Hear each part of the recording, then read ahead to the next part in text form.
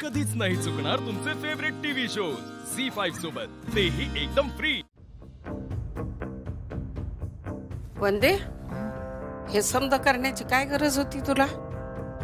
अगं 25,000चं काय ते गिफ्ट का फिफ्ट देतीस? अगं साखरपुड्याला बी इतका खर्च आला नव्हता ग, आणि हे एवढं महागडं गिफ्ट। तुझा एकुलता एक दागिना होता का नाही, तो बी घाण टाकलास तू।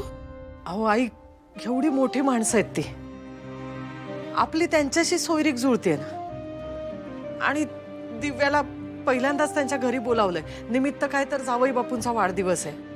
अहो आई, आता साखरपुड्याला आपण फार काही नाही करू शकलो, पण लग्नापर्यंत रीतभात म्हणून थोडं थोडकं काहीतरी करावंच लागणार ना। अगं वंदी, पण एकच दागिना होता का नाही? मग दुसरा काय पर्याय आहे आपल्याकडे? आई, कुठून आणायचे एवढे पैसे? अगं वंदी, आपण काय आई, आई रिंग कुठे?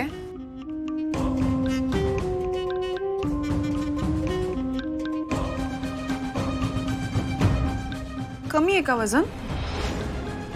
नाही ग, बरोबर आहे। कितीची घेतलीस? 25,000। तरी हलकीच आहे, थोडी अजून महाग घ्यायला हवी होती। मी काय म्हणते दिव्या, हे आपलं घर आहे का नाही, हे इकूया आणि त्याच्यातनं पैसे येतात काय बघ, आणि मग त्याचं गिफ्ट घेऊन ये। बाई आजी, आता मला माझा मूड खराब करून घ्यायचा नाही, आणि तो फक्त माझा होणारा नवरा नाहीये, तुमचा होणारा जावई आहे।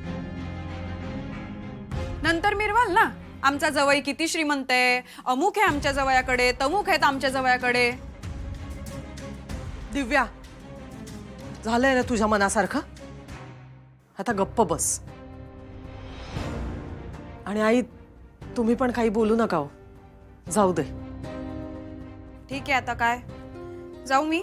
दिव्या, जावई बापूंनी बोलावलंय ठीक आहे, पण लग्नाआधी असं सासरी जाणं बरं नाही। तेव्हा तिकडे फार वेळ थांबू नको, लवकर घरी परत ये। हो ग बाई। सुधा, हिला लवकर घरी घेऊन ये बर का। हो बाई आजी। हा,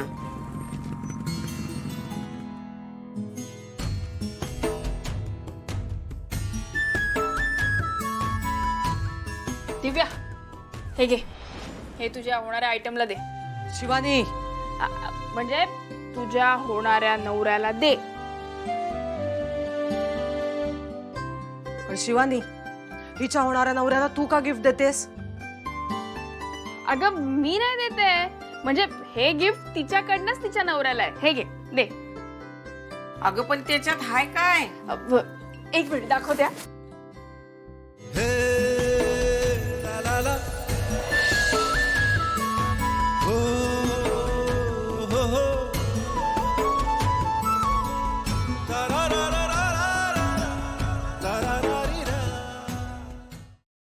झी5 ॲप डाउनलोड करा आणि पहा सर्व एपिसोड्स एकदम फ्री।